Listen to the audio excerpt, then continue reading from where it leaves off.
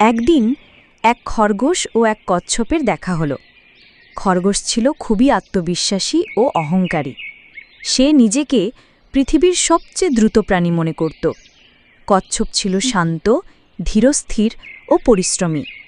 একদিন খরগোশ মজা করে কচ্ছপকে বলল, তুমি এত ধীরে হাঁটো, তোমাকে দেখে ঘুম পায়।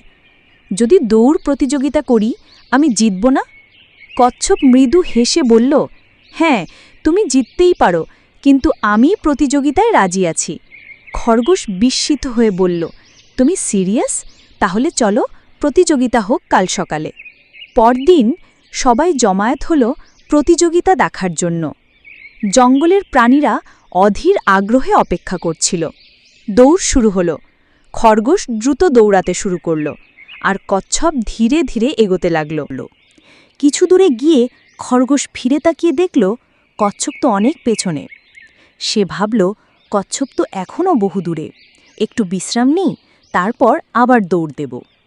এই ভাবনা নিয়ে সে এক গাছের ছায়ায় বসে চোখ বন্ধ করল আর ঘুমিয়ে পড়ল। এদিকে কচ্ছপ ধীরে ধীরে কিন্তু অবিরাম হাঁটতে থাকল। সে থামেনি, বিরক্ত হয়নি, বরং নির্ভরতার সঙ্গে এগিয়ে চলল। অনেকটা সময় পরে সে খরগোশকে ঘুমিয়ে পড়া অবস্থায় দেখে কিছু না বলে চুপচাপ এগিয়ে গেল। একসময় খরগোশ জেগে উঠল।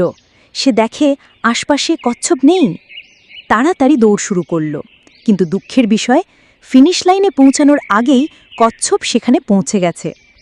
সব প্রাণী হাততালি দিয়ে কচ্ছপকে অভিনন্দন জানালো। খরগোশ মাথা নিচু করে দাঁড়িয়ে রইল। এই ঘটনার পর খরগোশ অনুধাবন করল যে আত্মবিশ্বাস ভালো, কিন্তু অহংকার নয়।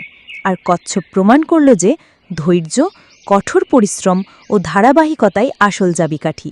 গল্পের শিক্ষা: এই গল্প থেকে আমরা একটি গুরুত্বপূর্ণ শিক্ষা পাই।